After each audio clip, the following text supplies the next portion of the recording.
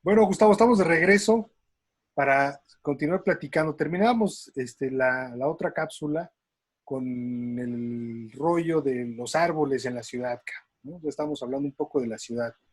Decías de esta bronca que a veces uno tiene que enfrentar con la conciencia, la educación de las personas que no entienden pues la necesidad, la importancia del medio ambiente en una ciudad.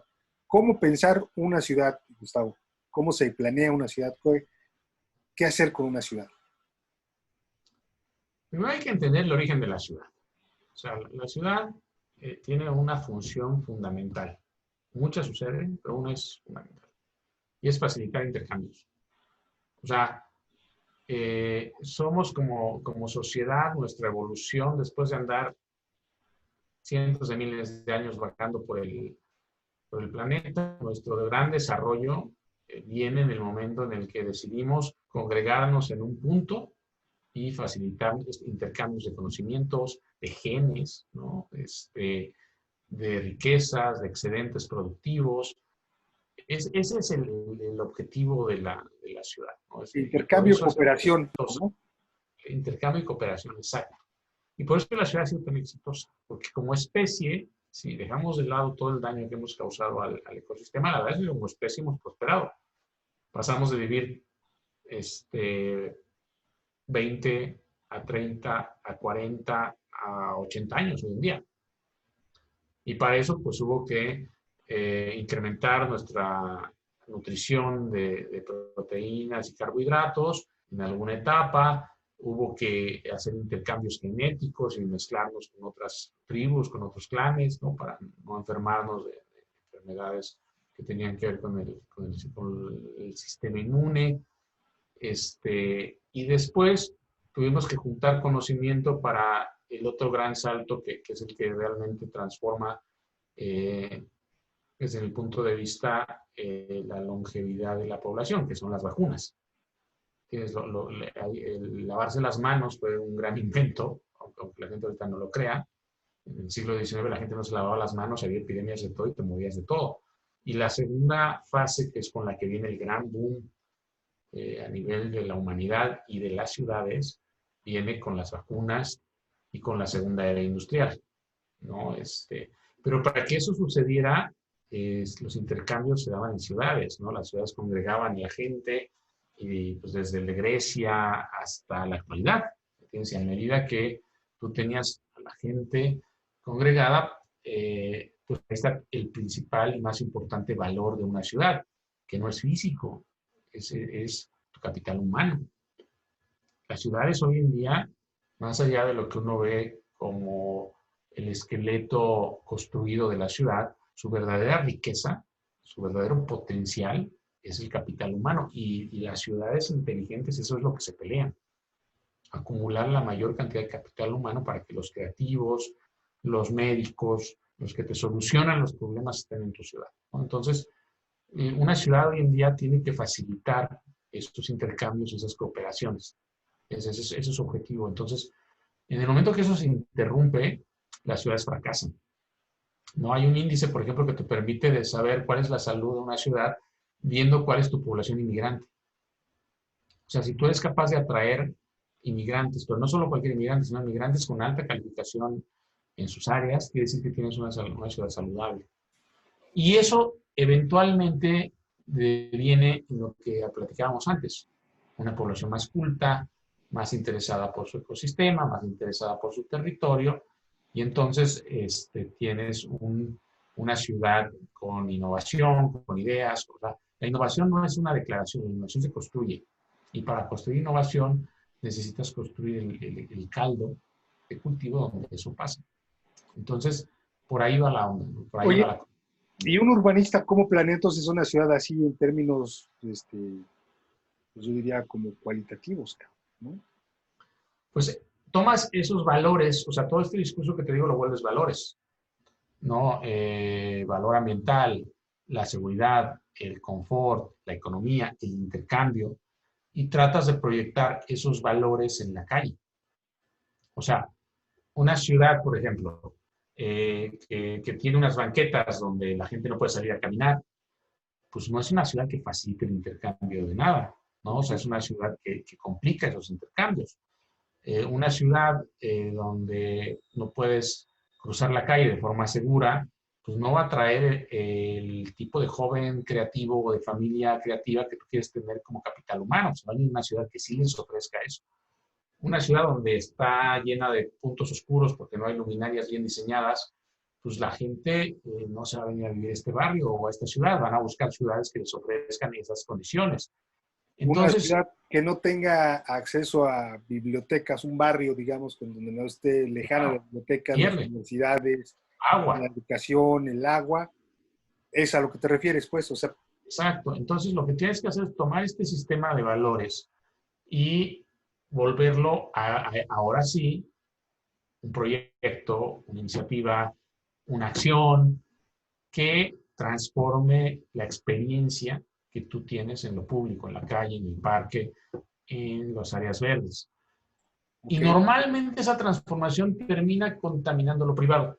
Entonces, ya ahorita, por ejemplo, ves que muchos desarrollos habitacionales, pues ya se venden como desarrollos que cuidan el agua, que tienen áreas verdes, que son animal friendly. O sea, al final lo que te digo es cómo le inyectas valores a la ciudad desde tu circunstancia, ¿no? Y desde el urbanismo es muy directo, ¿no? Porque empiezas a generar espacios públicos no solo para que la gente se congregue, que ya está bien de por sí, sino que además tengan esos valores ambientales de equidad, de seguridad, de género, ¿no? También es otra cosa bien importante en el diseño, entender que la equidad se construye desde la diferencia, ¿no? Entonces, si construyes una ciudad para los más desvalidos, ¿no? Que en este caso pues, son niños y ancianos, niñas y ancianas, pues construyes una ciudad para todos, ¿no? Pero tienes que trasladar esos valores al espacio público y es algo que poca gente entiende. Hemos cometido muchos errores de diseño urbano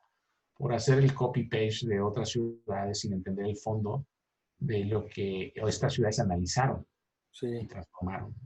Sí, por ejemplo, ahorita que te estaba escuchando, vino a mi mente pues, varias avenidas, digamos, en la ciudad y en la zona conurbada, no solamente en CDMX, sino en la zona conurbada, que no nos damos cuenta hasta ahorita que te estaba escuchando de cómo dividen la comunidad, cómo dividen el barrio, cómo dividen las zonas, pues, ¿no? Este, por poner un ejemplo así rápido, la avenida Lomas Verdes, es imposible de cruzar hasta como, no sé, 3 kilómetros hay un puente peatonal. Y es un puente peatonal, Y pero un no puente tiene, que ya no es accesible, ¿entiendes? Que ya no es sí, para todos. no hay forma de cruzar de un lado a otro la avenida, ¿no? Y entonces la gente que vive de este lado quedó aislada. Eso a lo mejor es más notorio cuando lo vemos en una carretera, pero en la ciudad hay bastantes calles o bastantes avenidas que han No, porque provocado este aislamiento, cabrón. lo que se impuso ahí fue la visión de ir punto a como de lugar. Y nadie se detuvo a pensar en lo que eso implicaba. Esto tiene afectaciones más inmediatas, o sea, incluso en colonias y barrios, ya los niños no pueden salir a jugar a la calle porque hay un tráfico constante de vehículos, ¿no? Incluso Yes. pesados. Y tú sabes que la calle era, todavía para ti, para mí, pues el punto de construcción de amigos, de construcción de identidad. O sea, la calle era todo un ambiente que te construía. Es decir, Sí, que construías tus relaciones a partir de esas convivencias. Y hoy en día pues, ya los niños no pueden tener esa libertad que gozamos unas generaciones atrás, porque se la dimos al coche. Imagínate, le das al coche a una cosa de lámina en la mayor parte del espacio público de la ciudad y después pretendes que no haya consecuencias sociales y ambientales. Locura. sí, digamos, se podría entender mucho mejor el concepto o el refrán el dicho de la escuela de la calle, ¿no? Porque ahí aprendías a ser No, un sujeto social y en buena construías parte, había sociedad. parte del proceso de socialización pasaba en la calle, ¿no? En tu casa y en la calle era donde aprendías a ser un sujeto social. Y ahora, pues ya no puedes ni siquiera andar en bicicleta en la calle, ¿no? No, te lo negaron, te lo negaron. Y pues los que viven en barrios afortunados que tienen parques públicos, pues el parque público se vuelve la isla. Pero de nuevo, en el oriente, en el norte de la ciudad, hay muy poca infraestructura de este tipo, hay muy pocos parques públicos o están en pésimo estado. Entonces, les quitas la calle como lugar de encuentro, pero también les niegas otros espacios. Entonces, ahí viene todo un conflicto social derivado de esto, porque dejaste de poner al niño como el ente importante en tu escala urbana y se lo diste al adulto que trae carro. ¿Me entiendes? O Sí, sea, hay casi 6 millones de vehículos circulando todos los días en la zona metropolitana, lo cual es una locura, consumiendo gasolina, diésel, contaminando, invadiéndote las banquetas, las calles, todos los lados. Y eso directamente tiene un conflicto ambiental y también de ruido y de congestión, que todo el mundo conocemos, pero vienen todas las otras externalidades jodidas que poco veces le ponemos atención, que es que sacan a la gente de la calle, o sea, los expulsas. sí. Oye, estaba pensando en algo que a lo mejor es una pregunta difícil de responder, pero leí hace rato que por ahí alguien dijo que el oriente de Jalisco, de Guadalajara, eh, había una desigualdad social porque habían echado allá a los indígenas y que entonces los ricos estaban en la parte occidental de Jalisco. Me puse a reflexionar y no sé, es una pregunta a lo mejor muy hipotética. ¿Qué sabes tú, por ejemplo, bueno, de entrada, el oriente también de la Ciudad de México tiene las mismas características, ¿no? Uh-huh. Es decir, siempre fue un En basurero. neta, en Iztapalapa hasta la mitad de la población vino de estados del sur, como Oaxaca, por ejemplo. Así es. No, pero de entrada, desde la época colonial, pasando, digamos, el Palacio Nacional, era el basurero, lo que era donde está ahora Lecumberri, pues siempre también fue basurero, ¿no? La creación del Gran Canal también en esa parte oriente. Estoy hablando, por ejemplo, de la Merced, de esta, ¿cómo se llama? Candelaria de los Patos, también históricamente lugares eh, indígenas y como de refugio, ¿no? Como colonias y zonas, eh, pues sí, pues, digamos, de basura, pues, era el basurero. Y después ya, tú ya estás hablando de Ciudad de Nezahualcóyotl, que está un poquito más para allá, y que efectivamente, pues, es de la migración. ¿Qué tanto el oriente de la ciudad carece de pensar la ciudad como lo vienes platicando? Es decir, sin falta de servicios, sin elementos de corte identitario, sin universidades, sin todas estas cosas, todos estos valores que nos habías platicado. Yo Tendrá creo que ver. que los tienen, simplemente no coinciden con el paradigma actual. O sea, por ejemplo, Iztapalapa, Neza, Iztacalco, son barrios con mucha identidad cultural a partir de sus grupos sociales y sus migraciones y sus barrios y sus... Eso es una cosa. Lo que pasa es que es un paradigma anquilosado ante la realidad actual. ¿Entiendes? O sea, esa parte de la identidad y la pertenencia de grupo hoy en día se queda chica ante la emergencia ambiental y de agua y de todo. Entonces, te digo, no, el sistema de valores debería transitar a valores sí de identidad local, pero desde una perspectiva más amplia, desde el tema del territorio, no solo de Sí, la pertenencia al grupo, ¿no? lo, Que es lo, lo que pasa ahí mucho. lo que quizá yo quería decir es que nos hablaras un poco como de la desigualdad en la ciudad, ¿no? Es decir, la diferencia entre esta parte de Oriente, el sur de la ciudad, la parte centro, la Roma, la Condesa, eh, No, en contraste la con, desigualdad en las ciudades es con como un respecto a tema los bien, servicios. ¿Te acuerdas bien. aquella vez que íbamos caminando? No, no me acuerdo cómo se llama esta colonia que está junto a la Roma, que cruzas la avenida Chapultepec, y ya estás en la Roma. De Y entonces, Juárez. en la Juárez. Y veíamos las diferencias, cabrón, ¿no? En las banquetas, en los servicios, en los edificios. un poco que nos platicara sobre esto, la diferencia que puede haber cruzando una calle entre una colonia y otra, cabrón. Mira, ahí hay muchos, ahí se mezclan muchos factores, pero mira, el principal tiene que ver, desde luego, con la falta de una cultura de la equidad.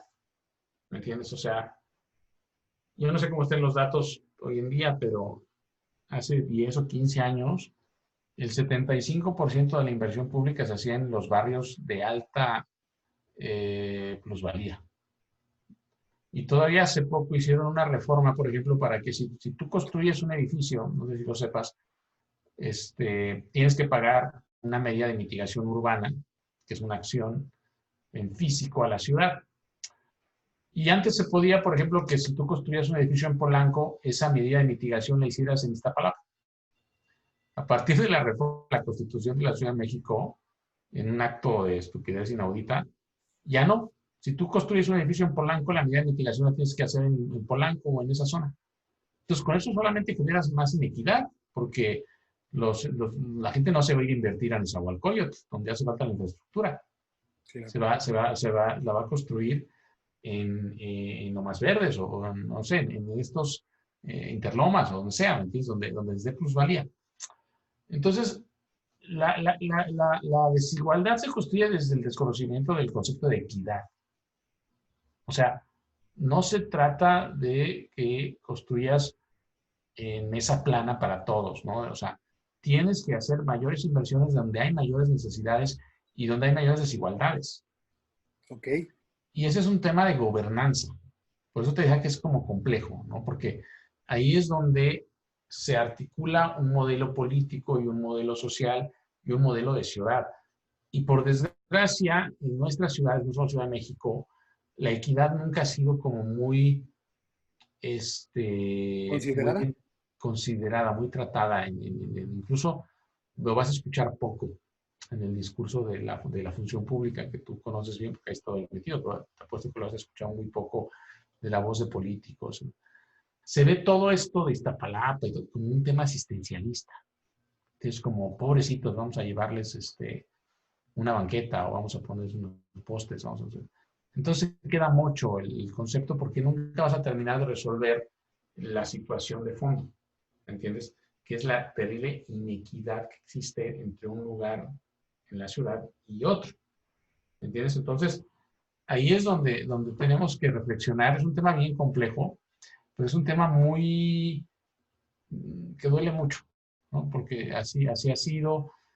De nuevo, el tema de identidades también es bien complejo porque estos barrios, estos colonias, estas zonas, manejan todavía en muchos casos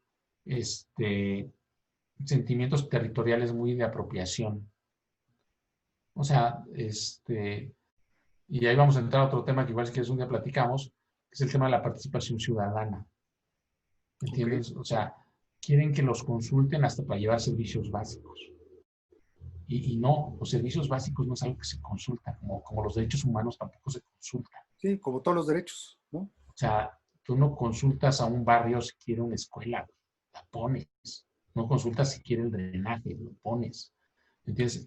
Y ahí, en una mezcla un poco macabra entre lo político, lo social, la ciudad, se ha generado una confusión alrededor de lo que es la participación ciudadana, muy poco saludable, creo yo, con un desconocimiento del concepto que ha paralizado mucho de las acciones que se realizan en esas zonas de la ciudad.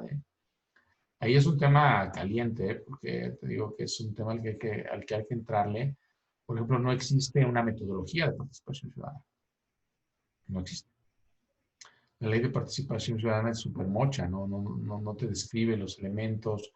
Y después agregaron este tema de los pueblos originarios, que hay que hacer consultas y cosas así. Ahora para hacer una obra tienes que hacer una consulta a los pueblos originarios.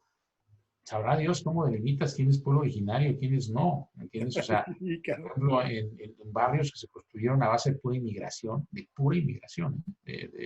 gente que vino en los años 50, 60, 70, pues no sé si ellos son pueblos originarios o si son inmigrantes, ¿entiendes? O sea, Claro, porque sí sabes es que es población, pero en el momento en el que tú hablas de pueblos originarios y no originarios, generas una inequidad, sí. porque entonces ya no cada persona tiene el mismo voto, hay los que votan doble o votan o su voto vale más. Es como Entonces, decir que un pueblo originario sería Tepito, cabrón, ¿no? Porque pues estaba no, o sea, antes de claro, la fundación de México, Tenochtitlan. exacto, ¿no? O sea, ¿cómo describes? Yo, por ejemplo, muchos de los barrios de Iztapalapa que sienten mucha esta identidad, pues resulta que muchos estaban bajo el agua en la época colonial. Ajá. O sea, yo O nada más sea, pensar eso es yo soy como, del barrio originario, sí, pero del barrio originario, pues a lo mejor del siglo XVII, del siglo XVIII, porque en la época prehispánica aquí había un lago. además estaba Azcapotzalco, Tlatelolco, ¿Entiendes? quizás Entonces, Zacatenco, cabrón, ¿no? y para ver qué porcentaje de tu sangre es indígena, o sea, yo creo Ándale, que se ha generado una gran confusión. claro. Sí, y se ha avivado. Te digo, es un tema que genera, pues, yo creo que, pues, yo sé que cada persona un voto y que todo el mundo tiene derecho a opinar en lo que pasa en su territorio de manera informada, pero eso no sustituye las obligaciones del Estado y los derechos humanos básicos de la población, que eso sí tienen que ser parejos para todos, ¿no? Entonces, yo creo que ese es el tema. Llevamos mucho tiempo construyendo inequidad en la ciudad, incluso a veces tratando de hacer las cosas bien, ¿no? Como es el caso de estas leyes que platicamos hace rato, que son muy confusas y muy difíciles de digerir, y eso ha dificultado muchos de los procesos transformadores, ¿no? que suceden en las ciudades, ¿no? Entonces, hay que seguirle debatiendo, ¿no? O sea, tampoco dice ir en contra de la ley de pueblos indígenas o participación ciudadana, es simplemente darse cuenta que se tiene que avanzar más, porque visto lo visto, la inequidad sigue estando ahí. Oye, Gustavo, hace rato, bueno, al principio comentabas que la ciudad más bien es como la concentradora de cerebros, digamos, para resumirlo, ¿no? De gente creativa, de talento. Eh, Si le va bien, si no es como una bodega de personas, o sea, ok. ese es el objetivo. Sí, pero sin duda que en el caso de la Ciudad de México hay más gente talentosa que en otros espacios, Sí, pues. sí, sí, es una ciudad que atrae incluso gente de otros países, lo Sí. cual, te digo, es una forma de medir la salud Y, de una ciudad. y bueno, y pareciera que esto es casi como el sentido común lo que te voy a decir, que falta planeación en esta ciudad, porque no solamente es un tema de equidad, de las diferencias que puede haber en la ciudad de desarrollo, me refiero al oriente, sino falta de planeación porque si hay una área industrial donde no tenía que ser habitada, las cercanías, se habita. Entonces se vuelve muy complejo establecer servicios y generar todo esto que hemos venido platicando en un espacio donde estuvo mal planeado y estaban las fábricas y alrededor empezó a crecer las casas. ¿No? Entonces, ¿ahora dónde ponemos la escuela? ¿Ahora dónde ponemos, cómo les ponemos agua a estos canijos? Pues de entrada no llegaron y no había ahí servicios, cabrón. ¿Dónde ponemos tal cosa? Transporte, ¿no? Eh, ¿Qué hacemos con toda esta posibilidad creativa para modificar la forma en la que está construida esta ciudad? Pareciera que está muy desorganizada, ¿no? Además de la inequidad de ver el oriente, ver el poniente, ver el sur, ¿no? Yo creo que la parte más rica es Santa Fe, ¿no? Que ese es como, ¿qué será? El poniente de la ciudad.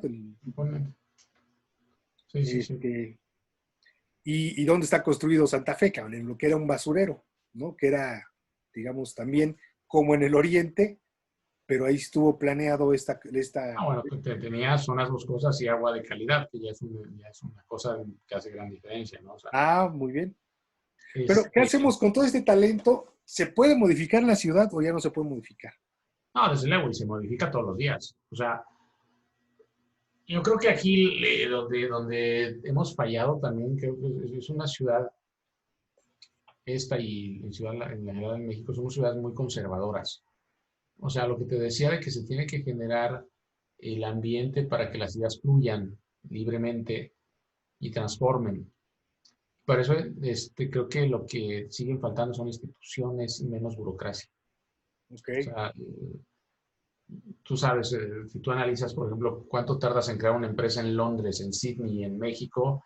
En Londres creo que la creas en 3 o 4 días por internet.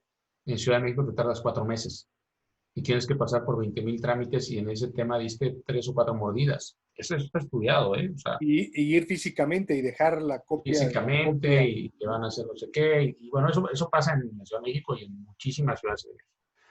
Entonces, es importante construir este ambiente para que las cosas sean más dinámicas. Y eso es complejo porque va en contra de pues, la tradición política y la forma en la cual se ha gobernado la ciudad hasta ahorita. No, esa es la realidad. Yo noto cambios para bien, o sea, hoy en día ya estos valores de los que hablábamos empiezan a aplicar en algunas zonas de la ciudad, por desgracia siempre en las zonas más ricas, ¿no? Ya ves mejores calles, mejor vegetación, carriles para bici, y a veces hay que llevar estas ideas y estos conceptos a otras partes de la ciudad que hagan más falta, ¿no? Yo diría. Y al mismo tiempo se tiene que integrar la Ciudad de México al mundo digital, al tema del expediente digital. Esto de ya no tener que hacer colas y filas para hacer un, este, un trámite y imprimir miles de hojas de papel que después acaban en la basura. Y hay que ir simplificando la burocracia, ¿no? O sea, en orden de hacer los procedimientos más eficientes, menos corruptibles, y eso va generando el ecosistema para que los creativos tengan espacio de trabajo. Yo me acuerdo de un caso hace poco, una empresa que se llama Yeti, que es una especie de Uber, pero como de micros para que la gente se mueva Ah, ok, en sí, grupos. Pues de repente, por una cuestión burocrática, la cerraron, ¿no? Y le negaron la posibilidad de mucha gente que ya utilizaba esta forma de manera eficiente, pues los volvieron otra vez usuarios de su coche, ¿no? Imagínate que eso le hubiera pasado a Uber cuando estaba empezando, ¿no? En Estados Unidos. Entonces, lo que existe en California y en Atlanta y en estas ciudades donde desaparecen estas ideas es que existe el ecosistema, el caldo de cultivo para que estos creativos emerjan con sus soluciones. claro. Pues lo que hay que construir son esos ecosistemas para que gente como estos que inventaron Yeti y otras muchas ideas que andan por ahí encuentren cómo emerger y no terminen emigrando a Estados Unidos o a Canadá o Europa para salir adelante, que es Sí, lo que es pasa. un transporte público como pecero, ¿no? Pero con aplicación. Es un Ujú. colectivo que tenía una ruta específica hacia Santa Fe, si mal no recuerdo, ¿no? Sí, sí, sí, sí, sí, y en una decisión que afectaba, además, comparado con la cantidad de rutas de transporte público que hay, pues a lo mejor afectaba al 0,001% del pasaje de los peceros, que ni eso, porque esta gente no usaba pecero, es gente de más poder adquisitivo que iba en su coche, Sí, sí, ¿no? sí. Y en cambio, por una decisión política burocrática deciden cerrarlos y los metieron las camionetas al corrón y todo, ¿no? Dices, bueno, pues con este ecosistema tan cerrado, pues lo que te pasa es que las ideas no florecen, la ciudad no avanza y esta gente, estos creativos, estos inversionistas se van a ir a otro lado. Pues por ahí va el tema, generar el ambiente, de nuevo, lo que decía yo, ¿no? O sea, la ciudad es un ambiente que facilita intercambios, ese es su principal objetivo. Si esos intercambios se ven bloqueados, la ciudad lo padece. Entonces, el trabajo de un urbanista es ¿qué con respecto a estos? Facilitar esos intercambios. En un tema mega abstracto, es eso. Todo lo que hacemos tiene que ver con eso. Cómo facilitamos que la gente ande por la calle de manera segura, cómo facilitamos que la ciudad crezca de manera ordenada y organizada. Ese es el objetivo, que estos intercambios se den de manera fluida, segura y que generen estabilidad y bienestar, ¿no? Después las herramientas, los instrumentos, los planes, todo lo demás que hacemos, los planos, los dibujitos, digamos, son consecuencia de esta lógica. Ok. Bueno, Gustavo, pues muchas gracias. La verdad es bastante interesante, pues, platicar y yo creo que muchos colegas y camaradas que ven estas cápsulas, pues van a generar una serie de dudas y preguntas, que incluso comentarios que nos van a permitir quizá como volver a platicar. Y sobre todo este tema que hablabas de la participación ciudadana me parece que es bastante interesante también para próximamente tener un pretexto para volver a hacer una cápsula. Pues Gustavo, te agradezco mucho. Es- la verdad que ha sido muy ilustrativo estas dos cápsulas y nos hacen reflexionar sobre el papel que tenemos y la responsabilidad que tenemos como ciudadanos y como miembros de este planeta, pues, para con ellos, ¿no? Pues gracias, cuando quieras, aquí estamos. Órale, ahí estamos. Hasta luego, Gus. Hasta luego, fíjate.